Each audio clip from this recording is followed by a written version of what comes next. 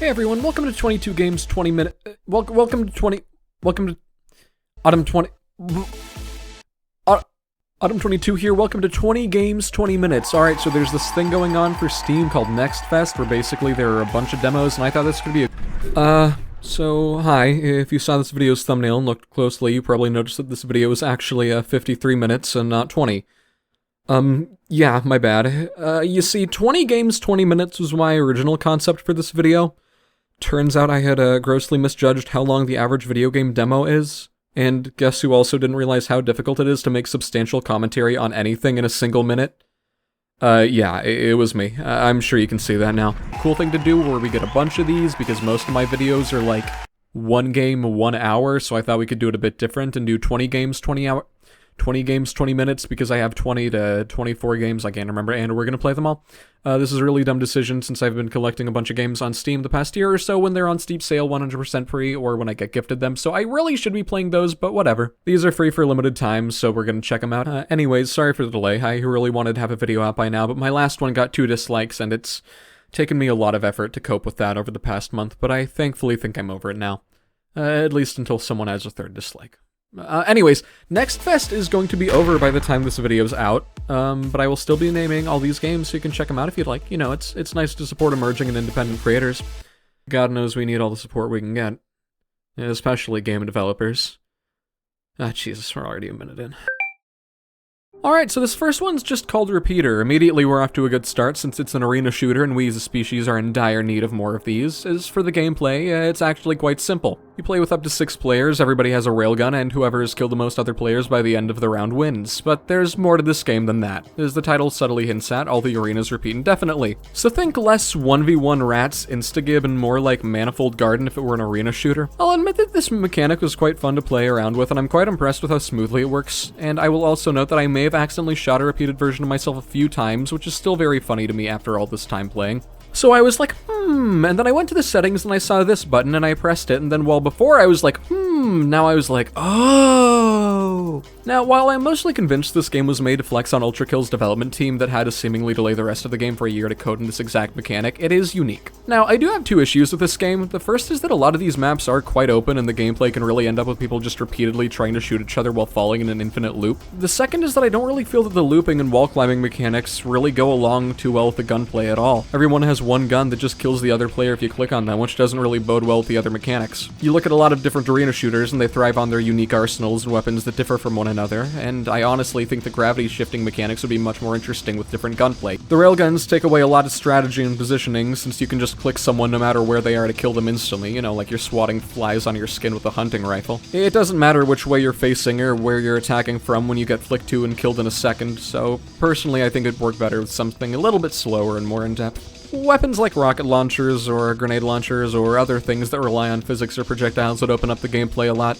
If you've ever played a game like Team Fortress 2, imagine the kind of strategies that being able to walk on the roof and drop grenades or rockets down would open up, or dropping down from the ceiling to spy, or hell, even walking on walls to come up with new sniper angles. Regardless, that's clearly not what this game's intention is to be. It's quite repetitive, but it's certainly impressive, and I'd like to see how the game shifts or changes a bit as it gets developed, especially with other games like Straftat bringing their own unique spins on the arena shooter genre. Either way, play some atmospheric drum and bass, grab some friends, and you'll have a good time.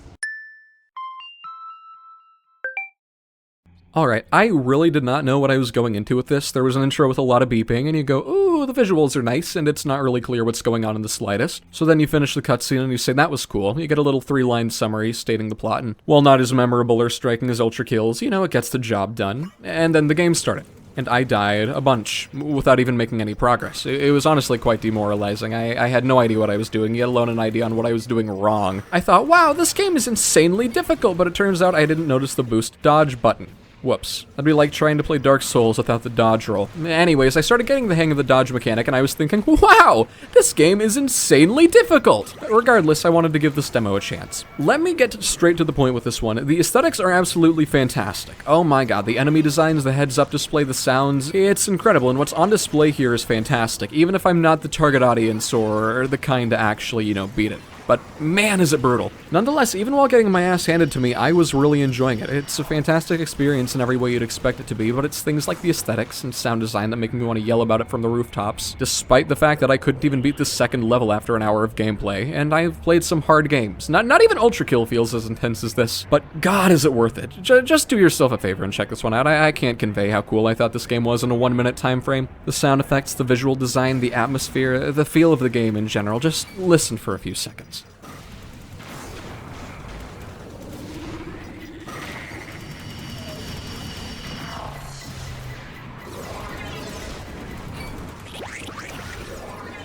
It's so crisp, so punchy, so reactive, dodging the laser attacks, mowing down the hordes chasing after you, it's mesmerizing, but goddamn is it hard. If this were an arcade game, I'd be broke by the end of the afternoon.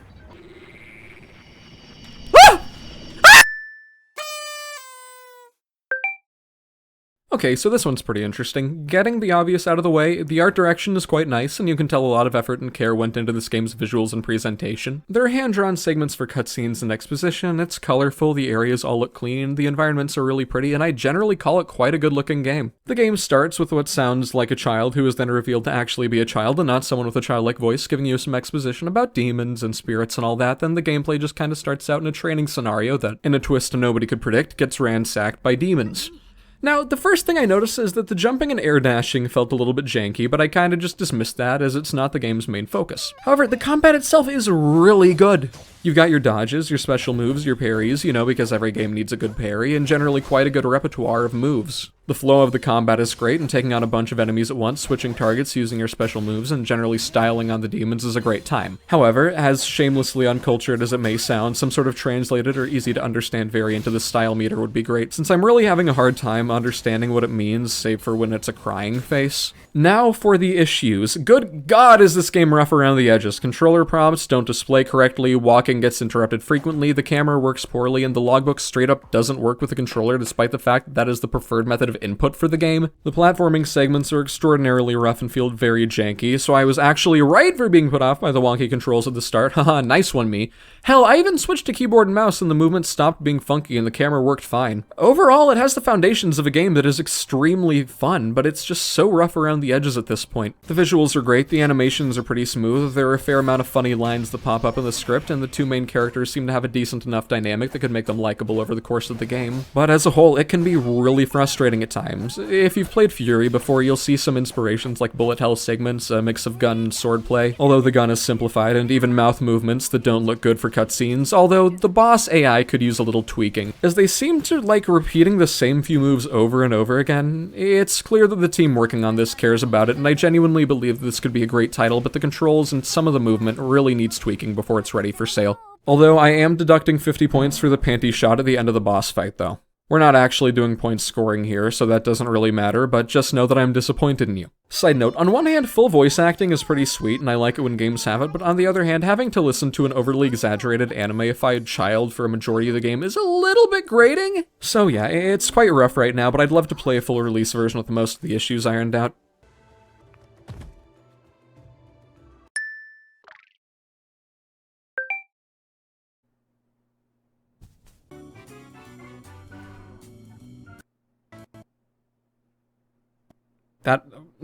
Okay, that's a fantastic start. It's the quality I'd expect from a successor to Bubsy 3D. Let's try that again. You've gotta be shitting me. Okay, let's try that with, without a controller?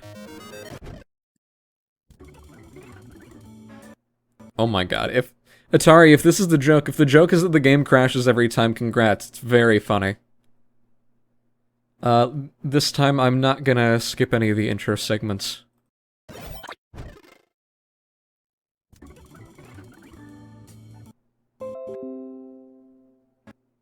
I'm gonna try running Bubsy without OBS being on. Okay, Wallpaper Engine has been taken offline. Discord has been closed. Any background processes that I don't think are needed have been closed. I'm hoping that now Bubsy will just work. Yeah.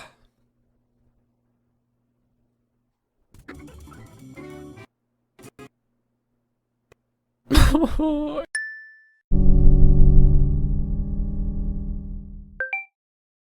want to talk about first expectations? You know, the first thing I thought when I got out of the main menu and into the first level, this is going to be complete, unfiltered ass. Well, not really. I was kind of just sitting there staring at the monitor trying to understand what was actually going on at any given moment because this game is absolutely a sensory overload in every way. In all fairness, my expectations were set pretty low the moment the words Unreal Engine appeared on my screen. Those expectations were met throughout the first level as it introduces a seemingly slow-based movement speed, relatively clunky feeling grapple hook points for boosts, and enemies that don't even really feel like they're doing anything. Walk through a level that looks like a generic cobbled together forest-ish area that's completely purple and cue a completely lackluster boss fight, and that's the first level. So I was thinking, great, it's just another mediocre single-player arena shooter with a unique aesthetic, but nothing else going for it. And then you get to the second level and, hey, wait, the visuals are pretty good here.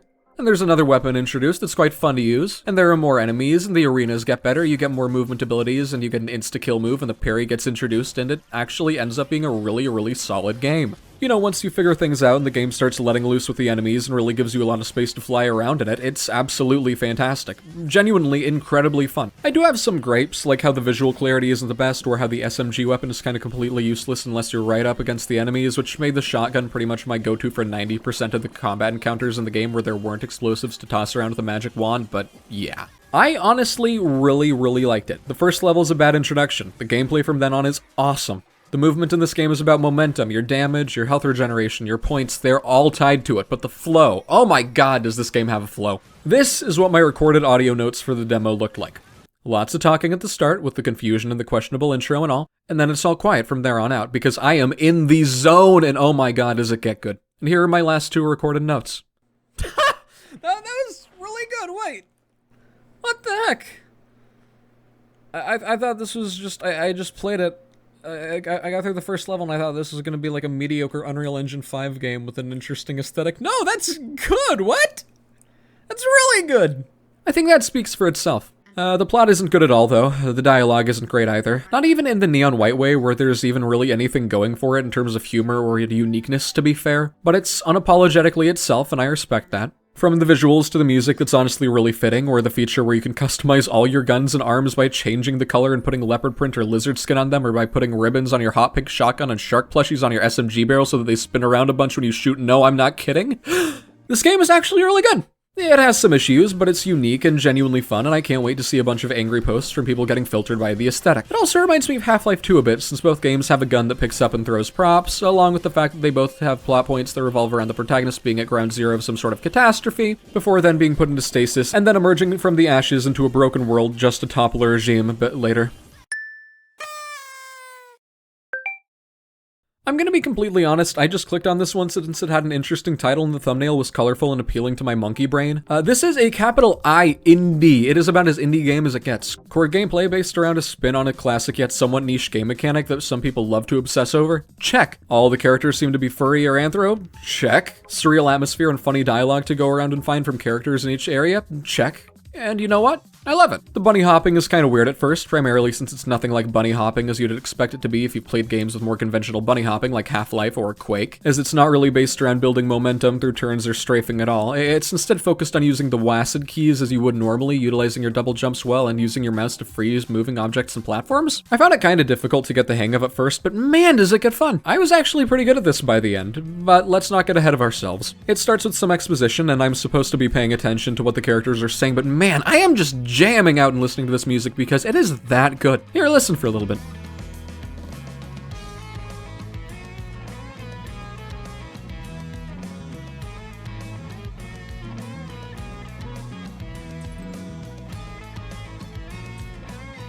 There's quite a surreal narrative to it and a lot of meta elements, but as a whole it isn't weighed down by a lot of unnecessary story. Once I got better with the jumps, yeah, I really liked it. The music is fantastic, you're just jumping around at a high but not too high speed, making your way through obstacles, collecting keys, and talking to random people to see what funny things they have to say. Oddly enough, my hand disappeared and I couldn't freeze any objects for the first main level, which made things harder. Even then, it was quite fun and not terribly difficult. Maybe not using the freeze function for certain parts could be an achievement to get her, some sort of challenge mode. One last minor gripe I have is that I'd like an option to turn off the increased saturation when an automatic bunny hopping mode or some sort of alternative visual. I think the game just looks looks nicer without it. You know, a border around the screen, some subtle effect, disabling it entirely, whatever. The option would be nice. I honestly had an absolute blast playing this, despite how simple it is in concept. It's one of those games where you can imagine the person that made it just playing through a fair bit of it every time they loaded it up to edit it. It feels like the person that made the game likes it, and I like that. The jumping is fun, the characters are fun, the dialogue is fun, the music is sweet, it's just fun. It's one of those interesting, quirky, and engaging games that reminds me why I actually play video games in the first place.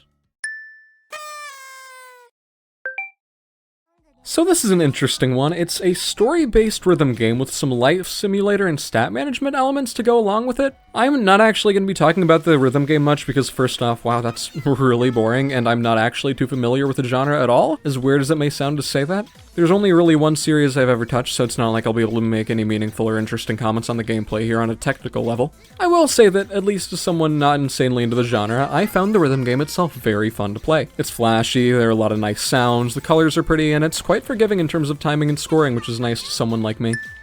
In terms of looks, it's overbearingly colorful and visually very, very, very busy, which I honestly quite dig. Now, this is another game in this somewhat recent niche I've seen of mentally unwell anime girl games, and beyond that, it's, dare I say, terminally online. The game's whole premise is playing as this one character simply called Cutie, a neat girl who lives in a room filled with garbage and her quest to connect with her shining beacon of hope, a fictional singer called YunYun. She kind of reminds me of myself during the lowest point of my life. It's really out there. The intro is overstimulating, it's intentionally written with a bunch of Gen Z slang. You know, your skibbities and the peaks, your for reals, and I'm realizing it's kinda hard to pronounce for real as it's spelled F-R out loud. But I honestly found it quite endearing and enjoyable despite my undying hatred for this kind of talking normally. Beyond everything else, it's really just fun though.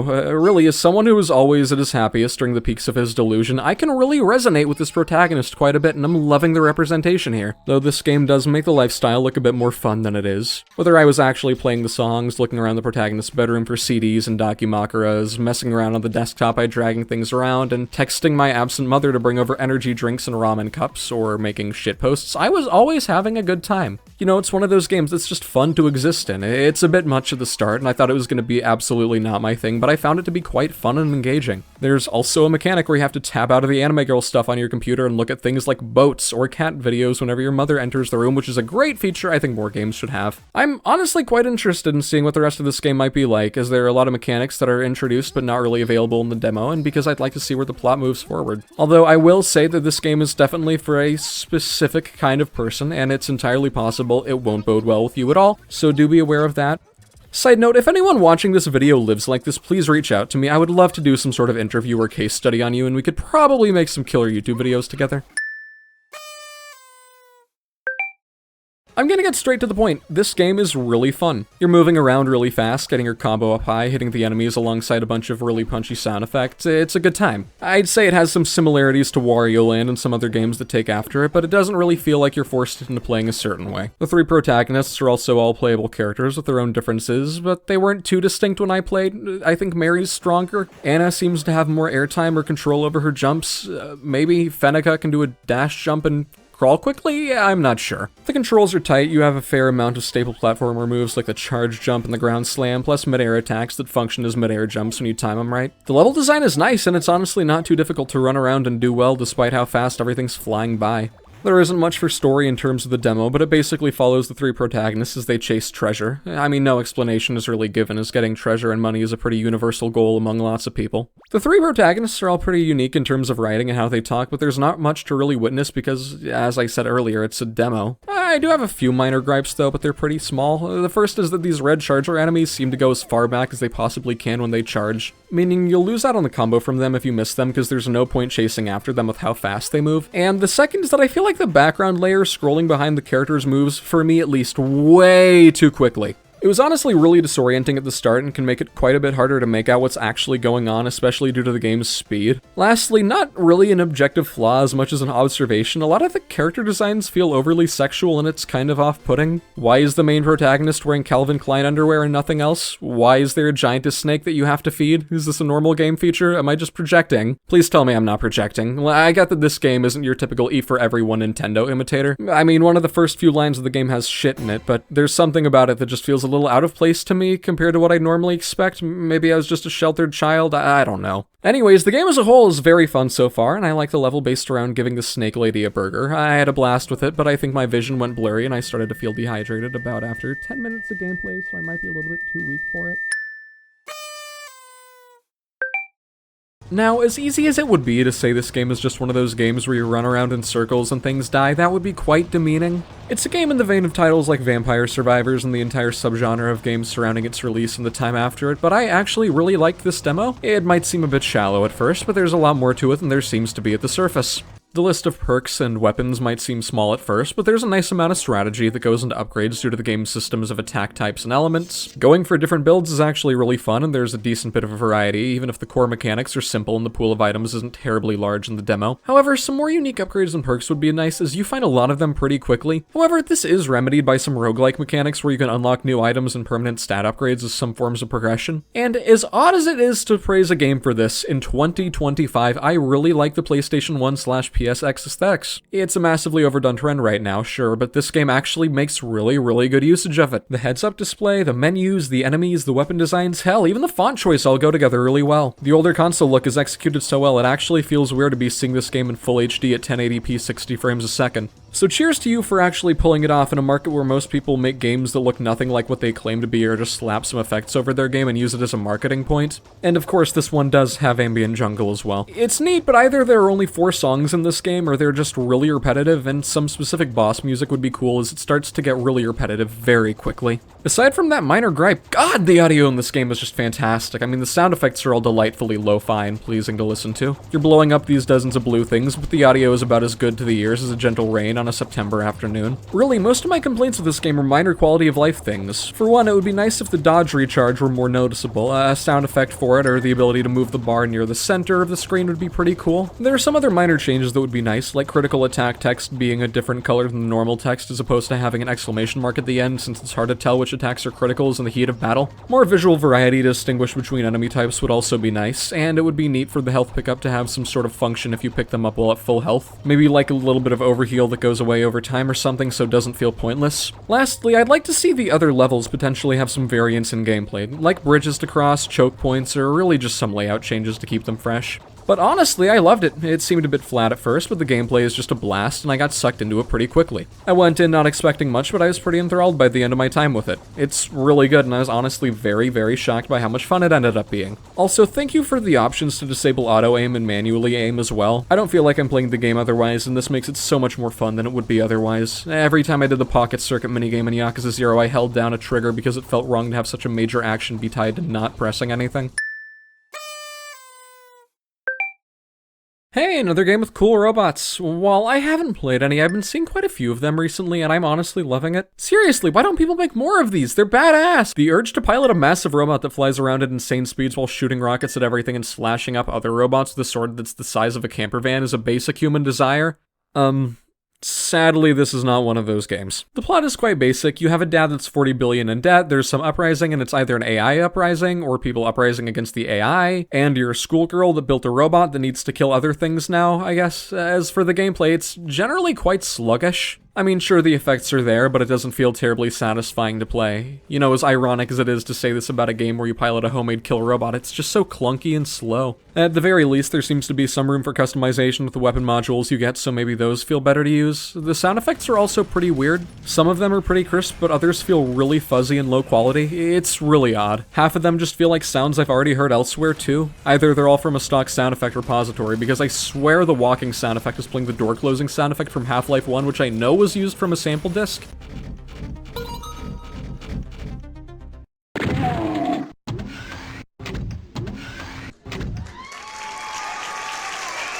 Honestly, the entire game just feels off. Nothing about it is particularly, like, great.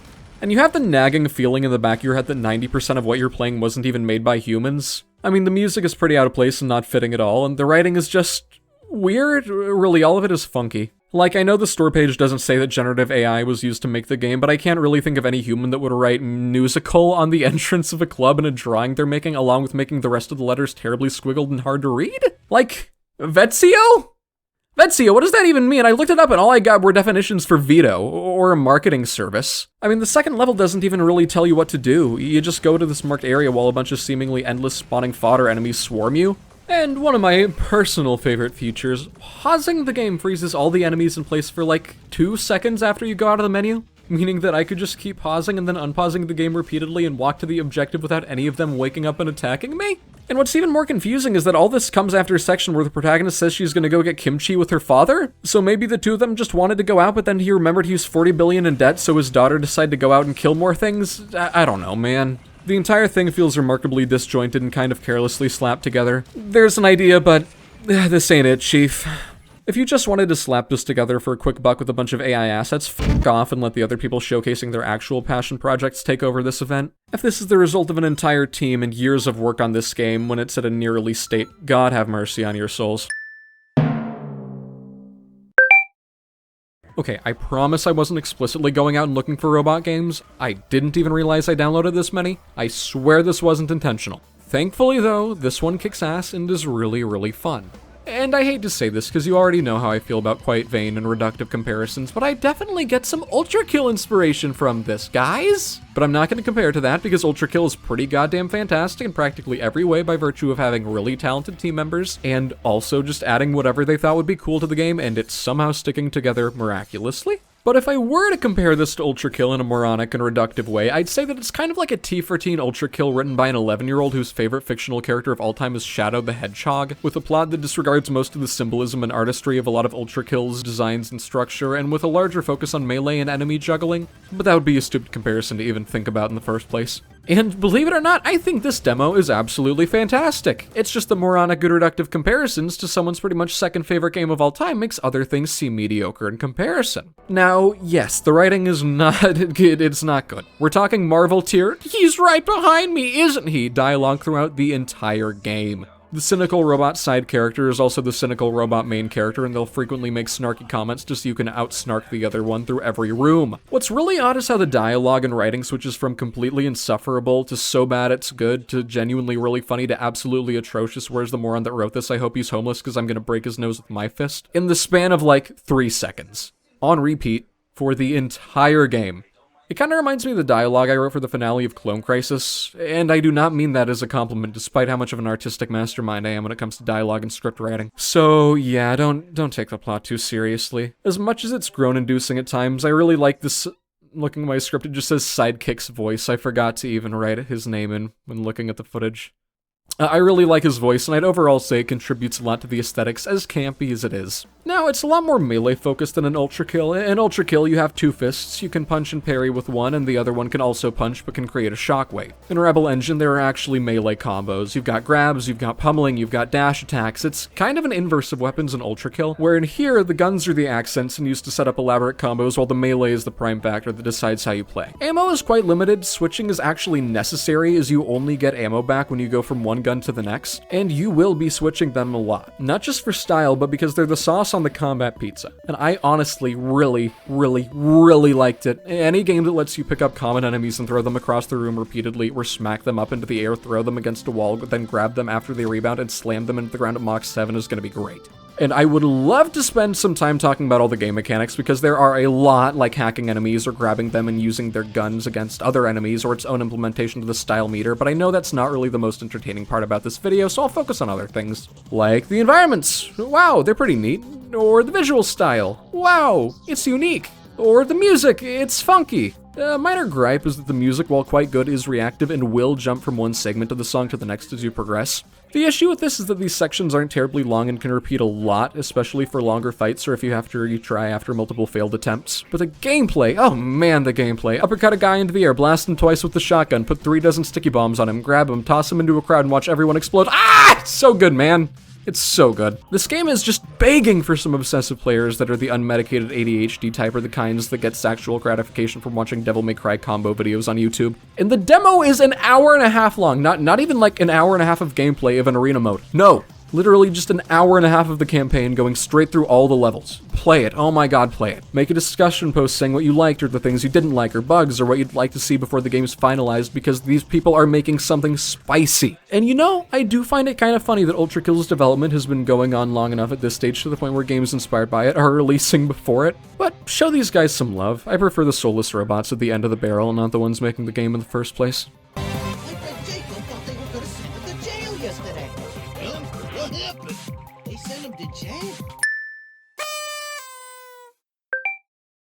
What comes to mind when you think about the 90s? You know, the economy, the Gulf War, needless consumerism and products everywhere?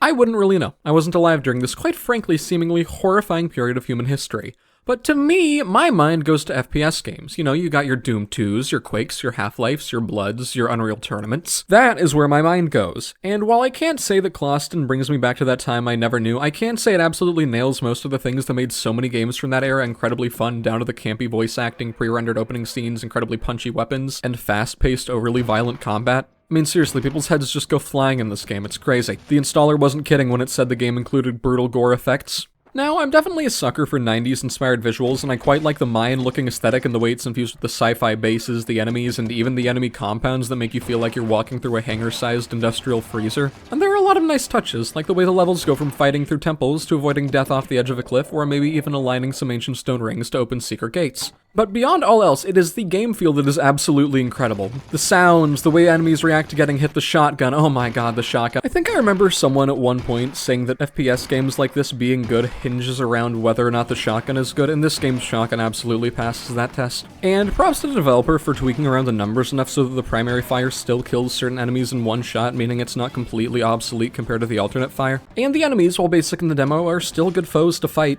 The aliens on the planet all use bows or swords, and their quiet shots make them interesting to fight and a bit more dangerous than the fodder enemies in most other games of this type. And most of the enemies have projectile weapons that you can actually strafe around instead of getting lit up instantly by a bunch of hit scanners whenever you run out into an open area. They're still there, but the rifle-wielding enemies can keep you at bay with suppressive fire, and the shotgunner enemies are rightfully devastating and can blow you to chunks literally in a second, as they should. I played on hard, and despite playing pretty poorly, I was still able to cling on through most of the levels without dying or quick saving, so I found the difficulty to be quite well tuned. Damage taken is fair, enemies don't feel tanky, and the encounters are all decently spacious when they need to be, so you never feel like you're cramped. And the music?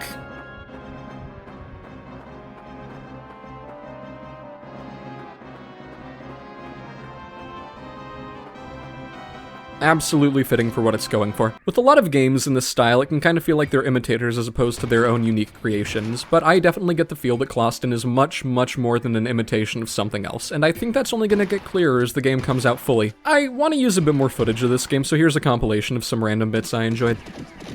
Make a joke about the brutal line in the description. Oh my goodness, they do somersaults backwards?! Let's try this thing out.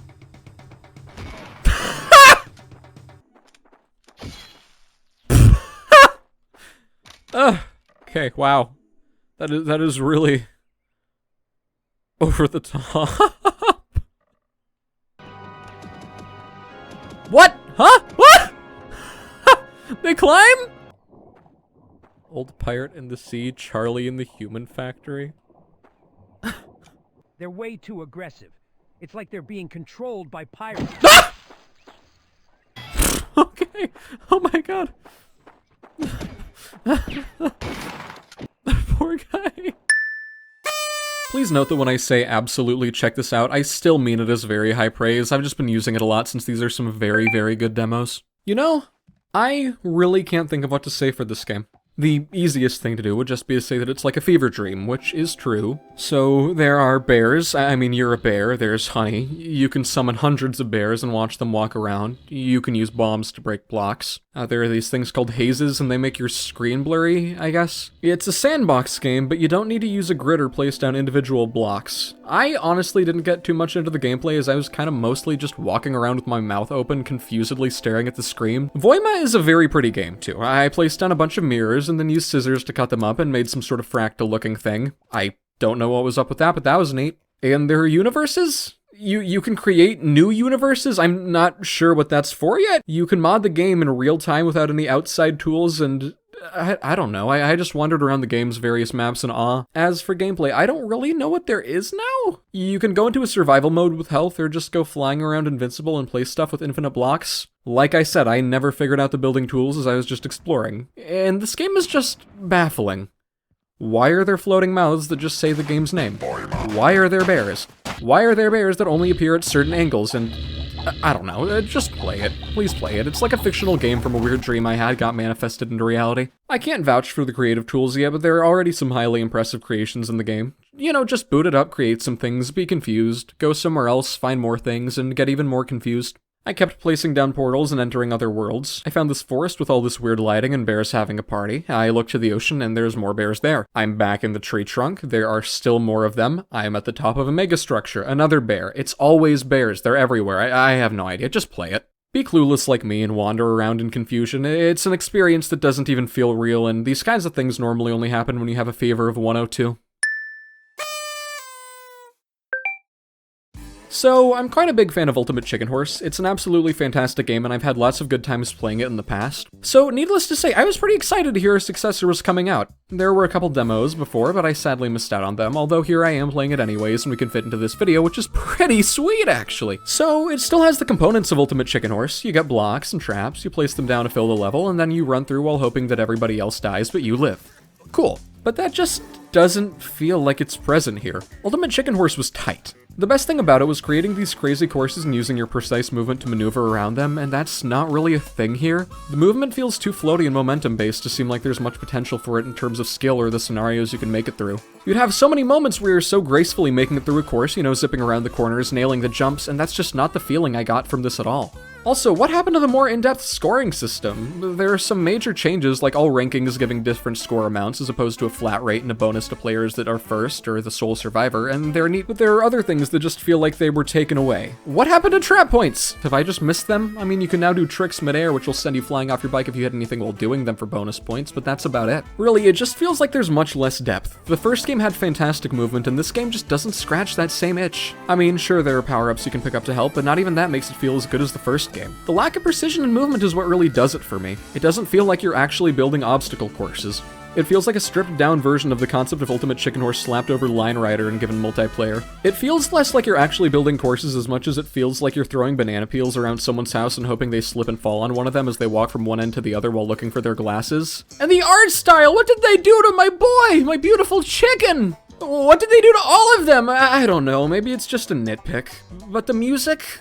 What happened? I mean, the first game's music was absolutely fantastic. It played calm sections when building. And various different intense sections during the gameplay.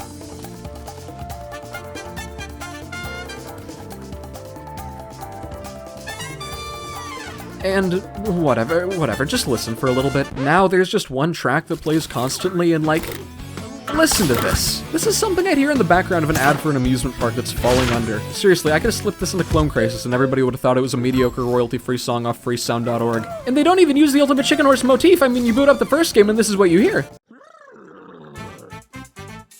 You know, it's like boop boop boop boop, right?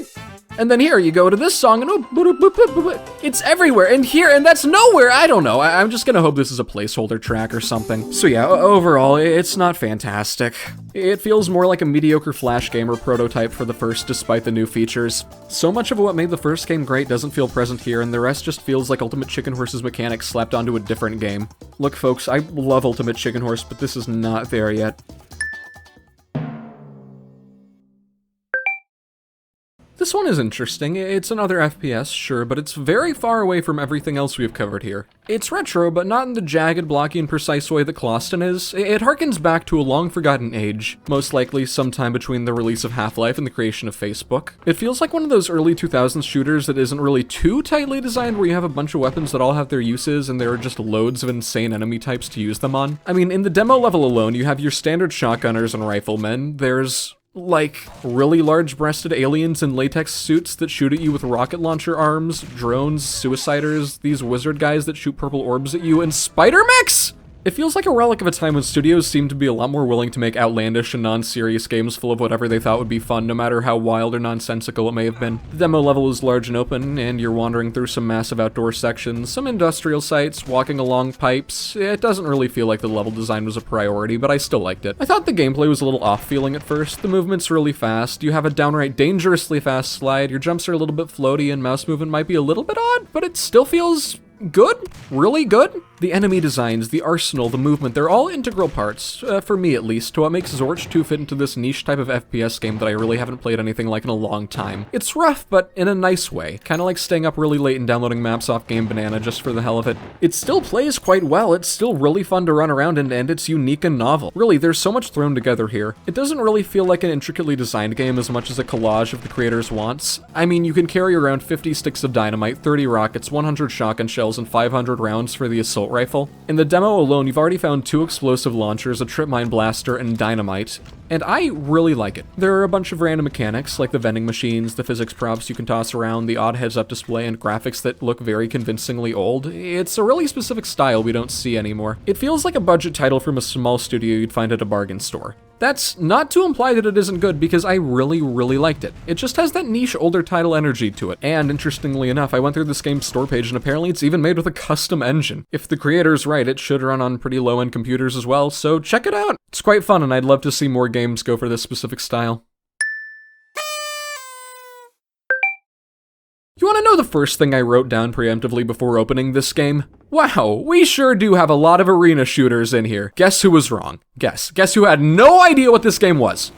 I thought this was gonna be another FPS with some mild horror elements. Sure, a reasonable assumption to make. You know, I didn't check out the store page, I just scrolled past and downloaded it. Look, this is probably gonna be one of the shortest segments of this video despite this demo easily being in my top 3, but just play it. I am awful when it comes to horror, so that might have had a part in how much this game got to me, but this game really worked on me. I've had nightmares play out this exact same way. A malfunctioning computer screen, some sort of virus, or maybe just a screamer that popped into my computer by mystery one day. I'm displaying as little as possible here because I do not want to show anything that would have given me any more information if I had watched a video like this before playing it. I'd say that it kept me on the edge of my seat, but I was actually leaning back because it felt too real if I was up pretty close to the monitor. I mean, for Christ's sake, my heart rate went up to 115, and I would know because I was wearing my smartwatch. Just know that it's definitely a horror game, and you're gonna have to put those critical thinking skills to use to get through it and find out more. If you use ChatGPT instead of discovering everything on your own, I'm gonna manifest myself through your monitor and stab you in the neck like if Sadako from The Ring was a terminally online white boy. This is another game I'm really glad randomly popped up to me.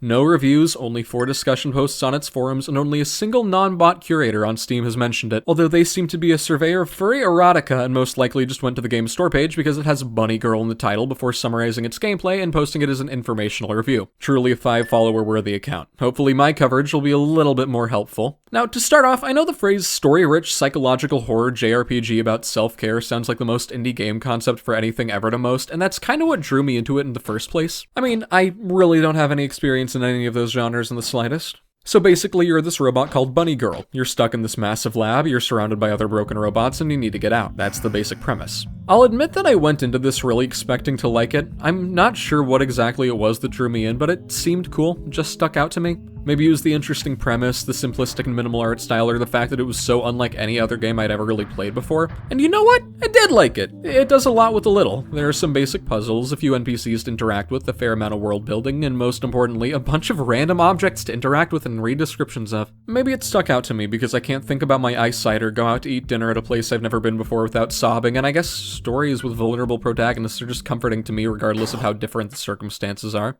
I mean, the core gameplay loop revolves around regulating your emotions and relying upon your natural emotional reactions to interact with others and get through enemy encounters, so it's thorough in its implementation, although I've never shouted so loud somebody died. I quite like the combat encounters as well, as the system is pretty interesting. It starts out quite shallow, but the crux of it is that as you learn more abilities and emotions, they're shuffled into a pool that you have 4 to choose from each turn. Using the actions replaces them with others, and the gameplay revolves around depleting your enemy's health or emotional stability without having the same happen to you.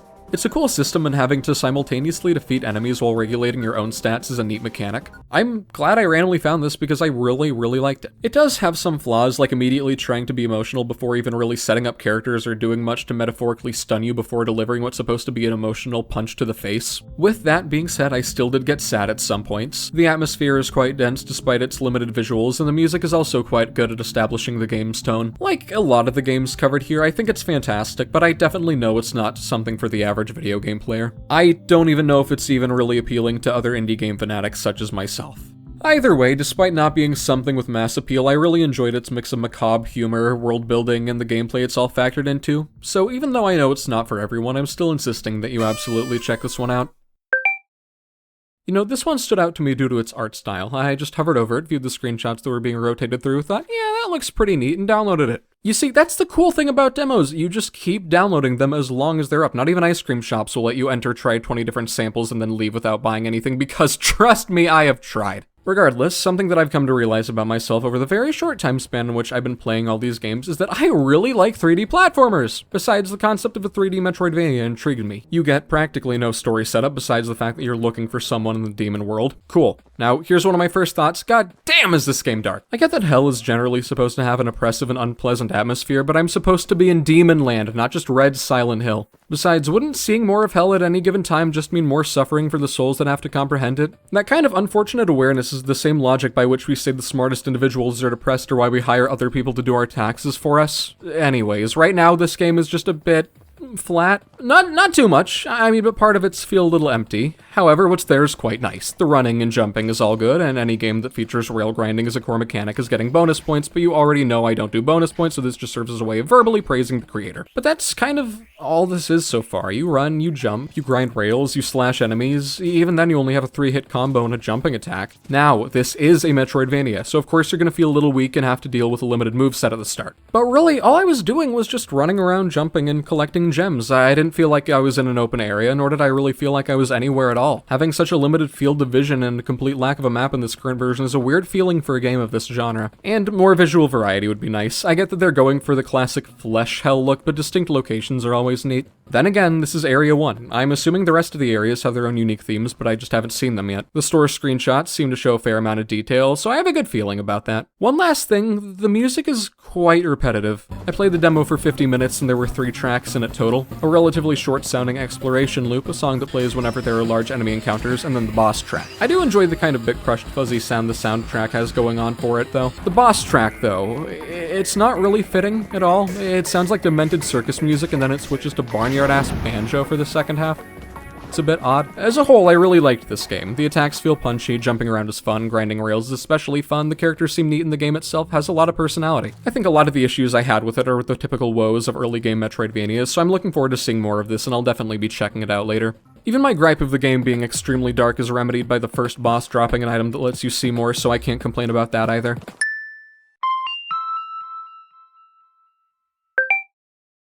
Alright, folks, I'm gonna be completely honest. I picked this game out solely because I was just getting bad vibes from it. I've noticed that the projects of mine that people seem to enjoy the most are the ones that were the most mentally and emotionally taxing on me, so I've been more open to going out of my comfort zone just for you.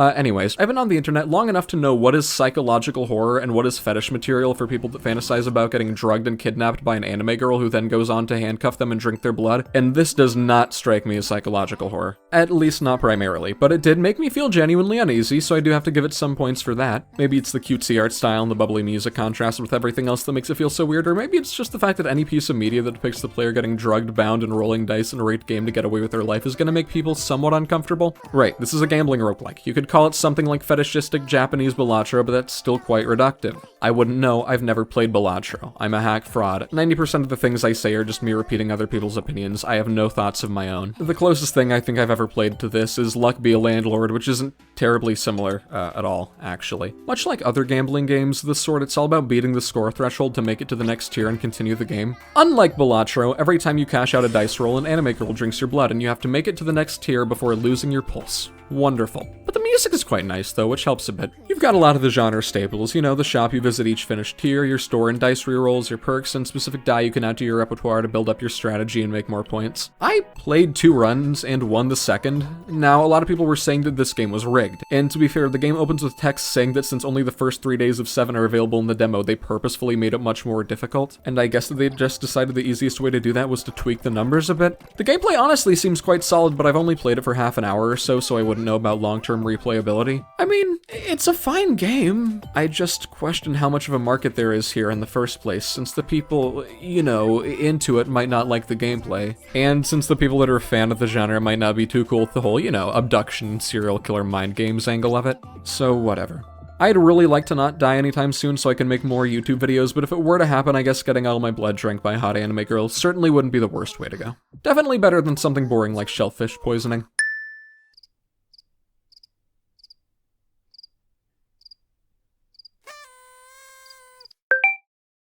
I decided to play this one because the nicely drawn graphics and promises of absurd humor lulled me in, and yes, both those things are absolutely abundant in the game. The graphics are crisp and colorful, and it's certainly funny. Like a lot of the other games here, it's got a lot of character to it, but before I talk about that more, I'd like to talk about the gameplay. And I know, but Autumn, I hear you cry, this game is funny, just talk about the funny parts. 90% of this video is boring game analyses, please be funny on this comedy channel.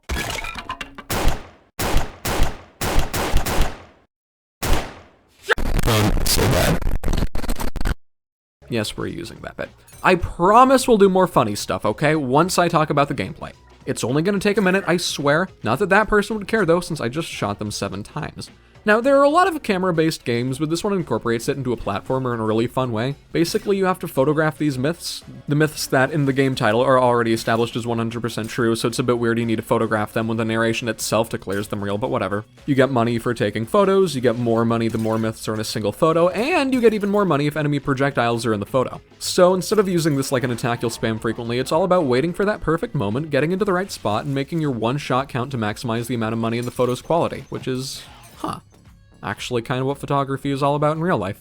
Fascinating. There's a very fun dash move, because of course there is, and even this has more co-play with all the other money-making and photo-taking mechanisms, which is also sweet. But watch this! Ooh, that's fun.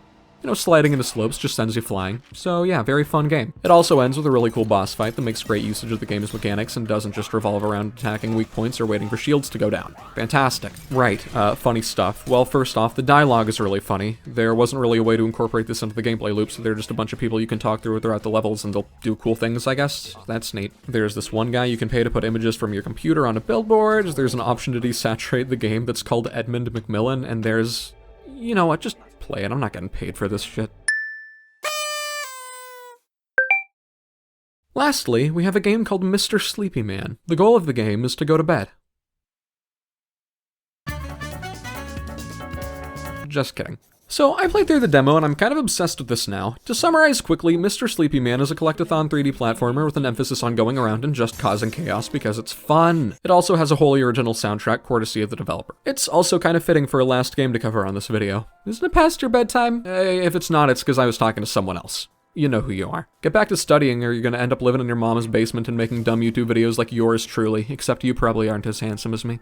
Anyways, this is honestly just a general chaos simulator. If you enjoyed Untitled Goose Game, you'll probably get a kick out of this. It's kind of akin to it in the sense that you're just going around and being a menace. It even says there are over 250 objectives, but the atmosphere, the music, everything, it's so unique. The world and setting feel so original, the characters you talk to, the delightfully surreal and cartoony world, it's honestly really nice. And yes, there are a lot of hijinks you can get up to. I drowned in a can of creamed corn, stole a grandma's car keys, ran 2 people over, committed a felony, made the moon cry, and then ate cereal off the floor for points. This was all in a 3-minute time span. It's also nice to see a collectathon platformer that isn't a faux Nintendo 64 styled game. Of course, the jumping around is also fun, even if there aren't really any typical course type levels to run around from what I've found so far. I know I've said this before, but I think this game is special. Maybe it's the specific sense of humor it has or its faux 90s cartoon look, but it's charming in a way not many other games are. Simply put, it feels like the creator's world. There's so much life to it, so much character, so much effort that you can tell was put into building the world that you're in. There's just so much I like. The voice acting, the oddly cinematic camera angles, the fact that there's a dedicated button to snore at people, it's fun. It's just fun. It's fun, and it's an extremely impressive creation for a single person. It's a nice world to exist in, and I appreciate the people that go through so much effort to realize and create these worlds that we can play around in when we need a break from real life. You know, because sometimes we all need to rest.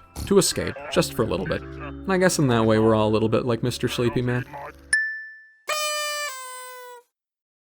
Hey everyone, Autumn22 here. Not really. This is just a blocky interpretation of what I look like in real life that's being displayed on your screen right now. I apologize for misleading you. Anyways, wow! It turns out there are still some good games getting made. Hopefully some of these can tide you over until Half-Life 3 releases. If you actually watched this all the way through, hey, thanks! The sections on KLOSTYN and everything else were all written and recorded in one day, so I am pretty pooped. Hopefully at least some of these interested you. You know, go show these people some love, tell them that their games are cool, or that you think they have a good haircut or whatever. Whether you're dying in the abyss, exorcising demons, placing down bears, or getting all your blood drank by an anime girl, remember the people that made the game and support them when you can. Games are made by people and people need support. Let them know you appreciate them and that their games made your life better, even if it was only for a little bit. This was honestly some of the most fun I'd had on my computer in a while, and it was great to play so many things I'd normally never touch, as well as see so many cool work-in-progress titles from all sorts of people. Funnily enough, this was going to be a small video after scrapping 2 and then not working on anything for a while, as I wanted to make something quickly to make up for lost time, but my tendency to massively underestimate the scale of my project struck again. As for right now, it's 19 minutes to midnight on a Sunday, and I have got a lot to do before I can even get to putting this thing together. Hopefully the end product was nice. As always, thank you for your time. I genuinely mean it. Hopefully you've been doing well as of lately. Great.